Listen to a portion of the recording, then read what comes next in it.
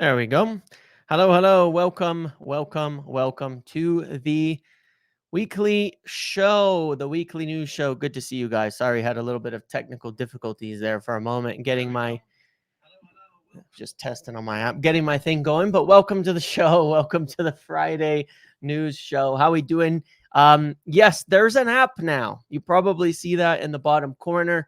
You can definitely scan that, download the app, and hopefully the functionality will be great. So you can watch it on the browser, you can watch it on the app, you can watch it wherever. And that way it works a hell of a lot better on the phone than it did before. So if you're watching over on Big Up as we do this weekly show, as well as the watch alongs, you can now join via the app. So yes, that is an update to what we're doing here, which I'm pretty happy about.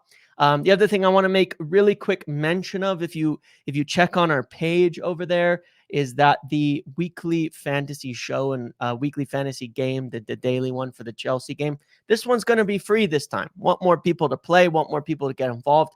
You can join from anywhere, any country, any place. Go and submit your team. Takes 2 minutes for free. And you can win some big bucks, which maybe later you can use to enter the paid competition, or you can donate to me. But it's more fun that way, that let's try to get everybody involved, get everybody playing, and get people used to it, so that, if we do end up when we go back to having maybe a free option or a paid option or two different competitions, this way people get to experience the game, see how it works and all that before committing to spending anything on playing. So it is free this week for that, and you can join from anywhere.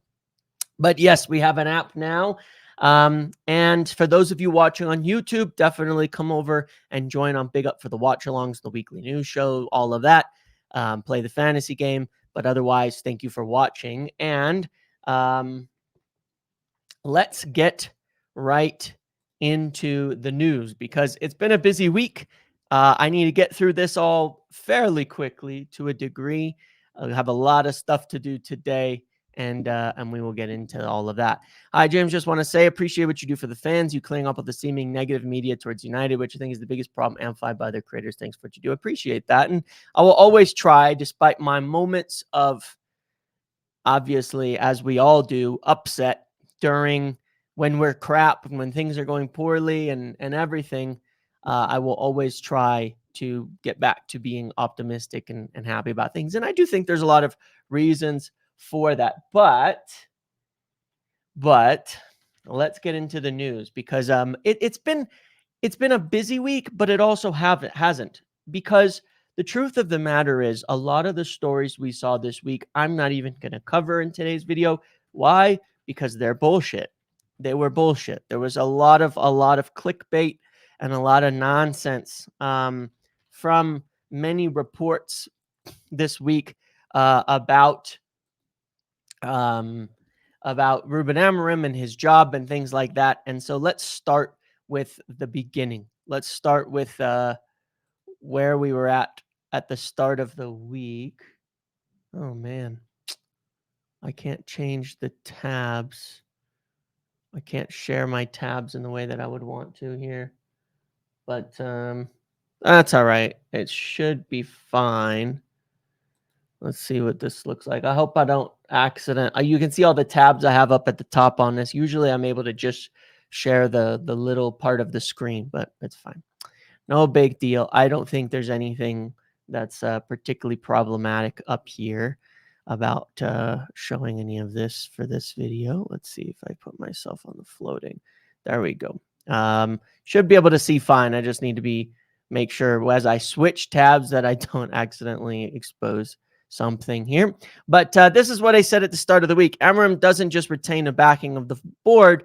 The view of over the break before the City game was that the start of the season has shown progress and there were no serious questions being asked. One game, the loss against City, was not likely to be changing that, was not changing much. There is some discomfort from ownership expressed that United need to start winning more. Now, of course, we'll get back to that in a minute, because something happened obviously yesterday with the ownership and Ruben Amorim that kind of goes to the point of that. Then we got this. Sorry for blinding you. Manchester United back Ruben Amorim as data shows improvement.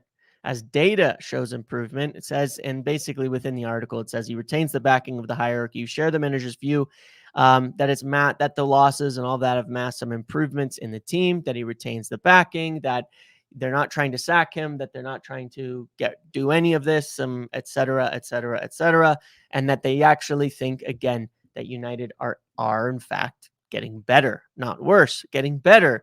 There is a lot of data to back that up. Personally, when I watch the games, I do certainly think our performances are much better, and all of that. And I kind of think quite the opposite to that. Diolski, we had a lot of years. Diolsi, we had a lot of years where we didn't analyze anything but the league table. Top four, everything's great. We're gonna be great. We're on track to win the title. Just add a couple players. Meanwhile, you could see that we were overachieving from how we were performing. And no, analysis is important and data is important. It's not the be all end all. Results have to catch up, but data is very, very valuable. So that was the main story that was going during early in the week, because there's a whole bunch of clickbait after the game that we were sacking the manager, that we were looking at 5 different managers, that this was all about to change and all of that. And that's not really been the case. United have not been looking at that at all. They feel that the results will catch up. But regardless, the results do have to catch up. The view of the hierarchy, the view of the ownership, the view of the board is that our goal this season is Europe. That's been the goal for the entirety. That's where United have to end up. If we move towards a position where we are going to be off track of getting into Europe, and it starts to get worse and worse and worse and worse, then we will see what the problem is, and then it will come under pressure. So take the next 3 games. If we're not at, if we're at like 4 or 6 points, then obviously they're going to be looking at that saying, okay, hold on a second, we're off pace. We need to be at 10, 11, 12 points. And each time we go to the next break, they're going to be looking at that in each way and saying, okay, are we on or off pace for these things happening? So essentially, that's where they stand on his job. That's what we have to look at. That's how we have to consider is, are we on track with results for Europe? And it's 4 games in the season, so they're not really making a judgment on that as of yet. The next thing that came out, and I broke this down in a full video, is on the basis of United's results, their fourth quarter and full year fiscal 2025 results. I went through this in depth in a video, but essentially what's happened here is United have culled the losses, where in essence, they cut the losses down from 113 million to 33 million. And overall have really stabilized the finances, where United have the capability to continue spending forward, to actually continue building the team, where they're not bleeding so much anymore. And ideally, that is what we will see. So this was good news. This was obviously a big part of what was needed, was to stabilize the financials. And yeah, look, this was before we got a ton of sales. In summer, from after this point, we actually ended up with a gain of about 50 million after that, with all the sales, even with the purchases that we've made. So it's a really, really big improvement financially. There's a world where this season, even without Europe, United could turn a profit. There's more savings in action. But regardless, the most important thing is that United's finances are stable and level, so that we can invest. And ultimately, if we can get back into Europe, and when we get back into Europe, have the ability to spend.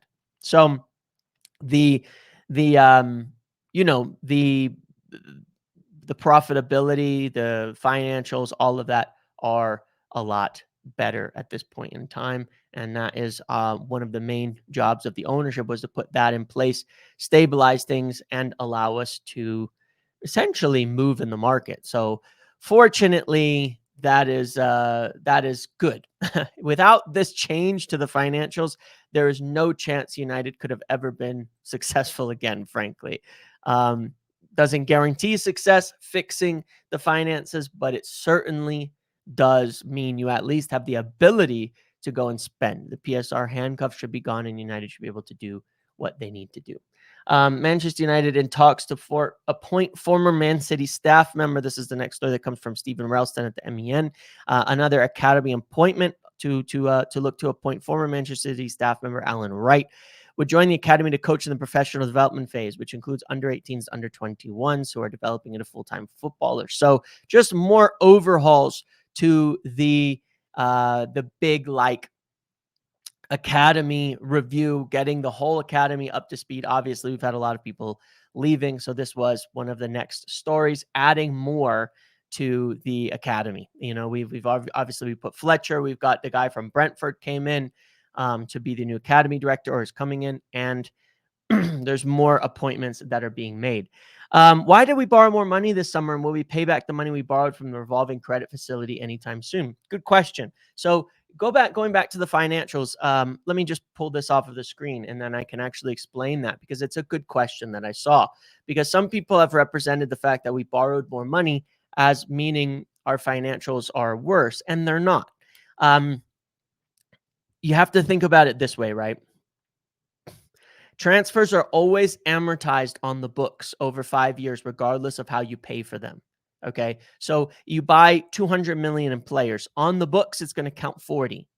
How you pay that 200 has no effect on the books. Do you understand, in terms of how it's counted?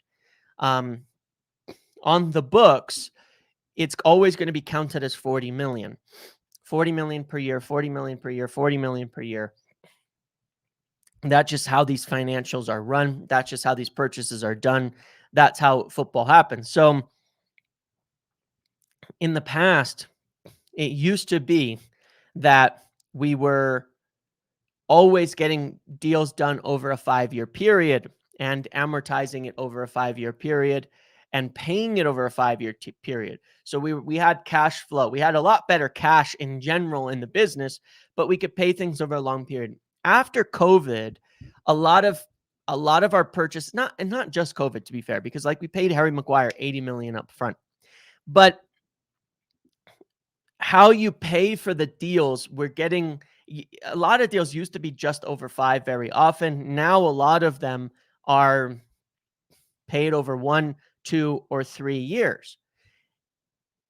All the purchases that we made, some were over 3 years like Cunha, some were over 4 years like Mbumo, some were over 3 or 4 years like Sheshko, and then Lamens, I don't know, right? But either way, you probably needed about 50 to 60 million in cash this summer for those players. Even if it's only counting for 40, I think it's more than that. I think we needed like about 60 million in cash for players we bought this summer. Plus, we have players we bought the prior summer where they paid over 2 years, 3 years, etc. So we needed a lot of cash in order to make these payments. So that's really a cash flow issue. Now you could say, well, that means we lost more money. Not really, because bear in mind, it's always been amortized over 5 years. So when we were losing 100, that was amortizing it over 5 years still. As long as the number gets near even, it doesn't really matter if we're drawing down debt, because we're talking about cash flow. So I'll give you the example. Let's say we're break even and we spend 200 million on transfers, and but we paid all of it up front. So we drew down 200 million in credit to draw that down, but we broke even. The next year, we're still counting that amortization, but we don't actually have to pay any cash. So now the cash flow is likely to flip the other way. The profit and loss is the most important thing, because that tells you whether we can afford it. If the profit and loss is going towards even, that means regardless of if we have to borrow now for cash flow purposes, we will be able to pay that down throughout the season. That's the main thing. That's why that matters. So yes, it's not great we have to borrow more money to pay for transfers, but that's also just a cash flow issue. And it's because there's a difference between how you put it on the books over 5 years and how it's paid often over 2 or 3 years, or even up front. So it just means in general, as long as we're getting near break even, that we will be able to pay that back, and that we're going to be able to pay that credit line down, often use it up, pay it down, use it up. and eventually it will balance. And we'll end up maybe not needing one once we restore the cash to the club. But that would really require us being almost profitable. So it's more likely we're going to keep and not reinvesting. So that would be more likely we're just going to keep paying that down, filling it up, paying it down, filling it up. It's okay. The most important thing is that we hit that zero mark on profit and loss, or as close to it as possible. So that's what that means. That's what that's all about. It's not particularly important otherwise, but that's why we had to borrow some money there. All right, let's look at the next thing here. This is the next story we've got, which is Manchester United have a very serious interest in signing Brentford midfielder Yarmolyuk. Brentford ready to consider offers from 30 million pounds. Now, I will see about the truth of this story. I'm not sure. That being said, he is a player that matches a lot of the qualities we would be looking for in a number 6. Maybe he's available at a good price. And we just got Brentford's academy director who's going to be very familiar with him. So it may be a link that someone's just taking advantage of. But at the same time, it may well be that there is an interest in him from Manchester United. Thanks for explaining. So after all the changes made by Ineos, do you think we'll be able to stop borrowing anytime soon? Not necessarily, because I'll tell you why again. Our cash flow is behind. So even if we start breaking even, we probably need to borrow for cash flow purposes. The better we can get deals, like if we can pay deals over 5 years, the less we'll have to borrow. But we don't need to, I guess we don't really need to care so much about that, because if paying it in a better terms gets us better deals, gets us better players, it's worth it. The only way we could end up catching up on cash flow, truthfully, is to become profitable and leave the money in the club. You understand? But if we're profitable, so we could do that. We could be profitable and use that money to pay the debt down faster to get back to break even. But in their mind, they might look at it and say, there's only sensible to do that once the club is fully running, winning games, and ultimately successful. There's no real need to worry about it. If we keep having to use the credit line to pay for transfers, fill it up, pay it down, that's okay. That's the use of having credit. It doesn't mean the club is going bust or is any trouble. We really don't need to be debt free, especially on this credit line. That's for operations. That's kind of the whole point of this, is that you want to pay cash upfront for an investment. You can do so without it hurting you. So probably we'll never really be debt-free from a credit line standpoint, because we don't have to be. But obviously that's separate to the Glazer debt. Will our cash reserves be good enough? Yeah, the cash reserves will be getting better and better either way, though. The cash flow will improve. So anyway, there's an interest in this player. We'll see if following this up, but it could be realistic given the links that we've talked about. And definitely United are very much in the market for a midfielder in January. So perhaps we'll be going for one at that time. Then, of course, yesterday, Manchester United co-owner Jim Ratcliffe flies in for Ruben Amorim talks. He flew in to meet. He had a series of meetings. They insisted that Ratcliffe's visit to Carrington was long planned and included time with Ruben Amorim. And they wanted to work through the issues and all of that. The 40 to 50 million in debt interest expense is not real. We do not have 40 to 50 million in debt interest expense. Let's go take a look. I'll show you. First of all, there's two different debt interest expenses. There's the interest expense that's on the credit line. That is minimal. It's very, very small because we're paying it up, paying it down every year. The biggest interest expense is on the Glazer debt. That's separate. I'm talking about the credit line debt. The credit line is the money we're using to borrow and buy players. That fluctuates. We don't pay a ton of interest on that. The interest on the Glazer debt, that's there every single year. Last year, our net finance costs were 21 million. I told people the year before when it was 60 that was not the case, okay? Because a huge part of the swings in this are down to exchange rate swings, because it goes from pounds from pounds to dollars. It swings back and forth. The reality is we're paying about 30 million a year for Glazer debt, which sucks. But we're not paying that for the interest that's on the equity line or the credit line that we're using to buy players. That's like maybe 5 million or something. So it's some money, but not a ton.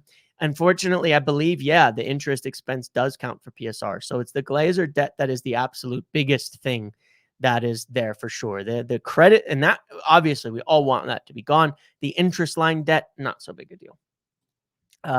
But yeah, they had this meeting, and as Ruben Amorim said today, really is just to discuss what's going on, to offer support, to help him out, to insist, he's got time to fix things, and and see what they can do to get things going if there's any specific issues otherwise that they're running into within the club that are, or the squad, that are causing problems, doing issues, or making things impossible for the club to have success. So that's the main thing. That's the main story. But it is not to come in and sack him. It's not to come in and tell him he has 3 games to save his job. That's not true. None of that is true. It's mostly all clickbait. Really, again, scheduled meetings, but mostly just to come in and support him and talk and work through things and see if there's anything else that can be helped. Will Sir Jim Ineos ending all UK investment due to current government's tax rate on oil and gas affect the relationship? No, it's already pretty much all set at the local level. It doesn't really matter.